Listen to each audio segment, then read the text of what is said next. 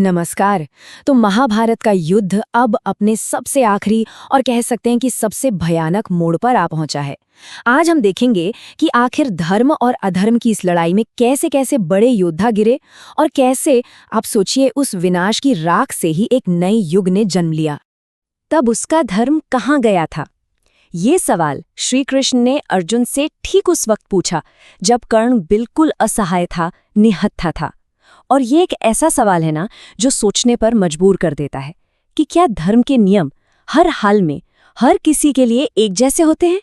असल में यही सवाल आज की हमारी कहानी का कह सकते हैं कि दिल है। तो चलिए कहानी की शुरुआत करते हैं उस महान योद्धा से जिसकी किस्मत मानो श्रापों से ही लिखी गई थी।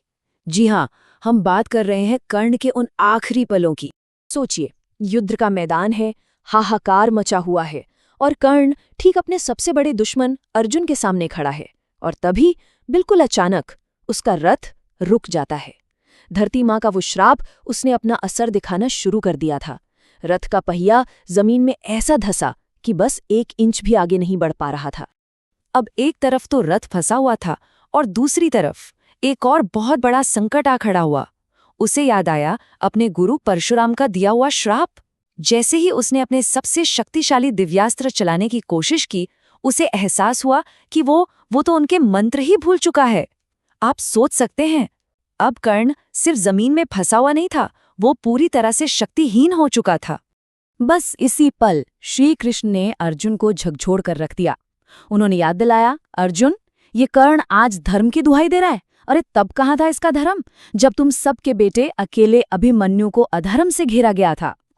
और जब भरी सभा में द्रौपदी का अपमान हो रहा था, तब ये कहा था। कृष्ण ने बिल्कुल साफ कहा, अर्जुन, यही मौका है।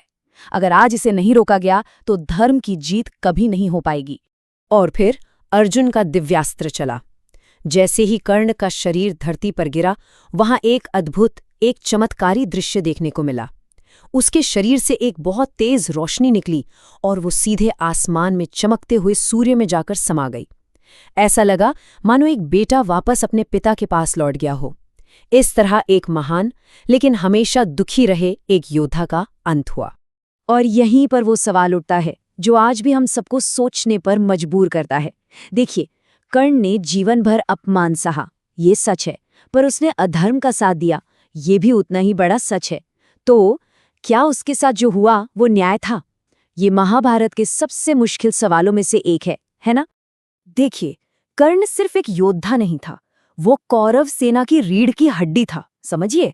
और जैसे ही वो गिरा, पूरी सेना का हौसला पस्त हो गया। बस यहां से कौरवों का पतन बहुत बहुत तेजी से हुआ। कर्ण के बाद राजा शल्य को सेनापति बनाया गया, लेकिन वो तो युधिष्ठिर के सामने आधे दिन भी नहीं टिक पाए। और फिर आया युद्ध का वो 18वां और आखिरी दिन, जब भीम और दुर्योधन अपनी अपनी गदा लेकर आमने सामने थे। बस यही वो लड़ाई थी जिसने कौरवों के अंत पर आखिरी मोहर लगा दी। तो युद्ध तो खत्म हो चुका था, या कम से कम सबको ऐसा ही लग रहा था। पर अंधेरे में एक कहानी अभी बाकी थी, बदले की आग में जलते हुए अश्वत्थामा की कहानी, जो महाभारत का सबसे काला, सबसे भयानक अध्याय लिखने वाला था। ये बात है 18वें दिन की रात की, जब पांडव शिविर में सब जीत का जश्न मना रहे थे। तब कुछ ऐसा हुआ जिसने इंसानियत को ही शर्मसार कर दिया। एक ऐसा कायरतापूर्ण काम जिसने युद्ध के सारे नियम, सारी मर्यादाएं तोड़ दी। अश्वत्थामा ने रात के अंधेरे का फायदा उठाया और सोए हुए पांडव शिविर पर हमला कर दिया। उसने उन वीरों को नींद में ही मार डाला जो उस वक्त लड़ भी नहीं सकते थे। द्रौपदी के 5 बेटे धृष्टद्युम्न और पांडवों की जो बची खुची सेना थी, सुबह होते होते वहां कोई भी जिंदा नहीं बचा था। ये कोई जीत नहीं थी, ये सिर्फ और सिर्फ विनाश था। और जब सुबह हुई तो पांडव शिविर में जीत के जश्न का शोर नहीं था, वहां तो बस मातम का सन्नाटा पसरा हुआ था। अब इस भयानक अपराध के बाद सवाल बदले का नहीं रह गया था, अब सवाल था न्याय का। सोचिए उस माँ का हाल जब द्रौपदी को पता चला कि उसके 5 बेटे मारे गए हैं। उसका दुख, उसका विलाप ऐसा था कि मानो आसमान भी रो पड़ा हो। वो माँ जिसने अपने सारे बच्चे खो दिए थे, अब सिर्फ एक चीज मांग रही थी, न्याय। अर्जुन ने अश्वत्थामा को पकड़ तो लिया और वो उसे मार ही डालने वाला था, लेकिन द्रौपदी ने ही उसे रोक दिया। द्रौपदी ने कहा, ये गुरुपुत्र है, इसे मारकर हमें क्या हासिल होगा। तब अर्जुन ने उसे सबसे बड़ी सजा दी। उसने अश्वत्थामा के माथे पर जो दिव्य मणि थी उसे निकाल लिया।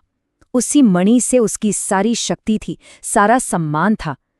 अब वो जिंदा तो था, लेकिन एक मरे हुए इंसान से भी बदतर। तो देखिए, पांडवों ने युद्ध तो जीत लिया, लेकिन अपने सारे बच्चों को खोकर, और कौरवों ने तो अपना सब कुछ ही खो दिया। ये हमें फिर से सोचने पर मजबूर करता है कि इस महायुद्ध में आखिर असली हार किसकी हुई? क्या सच में कोई जीता था? लेकिन इस घने अंधेरे और मातम के बीच भी उम्मीद की एक छोटी सी किरण अभी भी बाकी थी। एक नन्हे से जीवन की कहानी जो पांडवों के पूरे भविष्य को बचाने वाला था। हार और अपमान से पागल हो चुके अश्वत्थामा ने जाते जाते अपना सबसे घिनौना काम किया। उसने पांडव वंश को जड़ से मिटाने की कसम खा ली और अपना ब्रह्मास्त्र, जो एक महाविनाशक अस्त्र था, उसे सीधा अभिमन्यु की पत्नी उत्तरा के गर्भ पर चला दिया, जहां पांडवों का आखिरी वारिस पल रहा था। लेकिन जहां अधर्म अपनी सारी हदें पार कर रहा था, वहीं धर्म की रक्षा के लिए स्वयं श्री कृष्ण खड़े थे। उन्होंने अपनी दिव्य शक्ति से एक सुरक्षा कवच बनाया और उस अजन्मे बच्चे को ब्रह्मास्त्र के विनाश से बचा लिया। और श्री कृष्ण की इसी कृपा से उस बच्चे का जन्म हुआ, वही बच्चा जो आगे चलकर राजा परीक्षित के नाम से प्रसिद्ध हुआ, और उसी ने पांडवों के वंश को आगे बढ़ाया और एक नए युग की नींव रखी। तो 18 दिन तक चले इस महायुद्ध का नतीजा क्या निकला? नतीजा ये था कि करोड़ों योद्धाओं में से कौरव पक्ष में बचे सिर्फ 3 लोग और पांडव पक्ष में सिर्फ 7। सोचिए, ये थी युद्ध की असली भयानक कीमत। तो फिर आखिर में सवाल यही उठता है, इतना बड़ा विनाश, इतने लोगों की जान गई, आखिर ये महाभारत की कहानी हमें सिखाना क्या चाहती है? इसकी सबसे बड़ी सीख, इसका सबसे बड़ा संदेश क्या है? महाभारत का सार, उसका निचोड़ बस इतना सा है कि चाहे कोई कितना भी शक्तिशाली क्यों ना हो, अहंकार और अधर्म का रास्ता हमेशा हमेशा बर्बादी की तरफ ही जाता है। और चाहे कितनी भी मुश्किलें क्यों ना आ जाएं, आखिर में जीत हमेशा धर्म की ही होती है।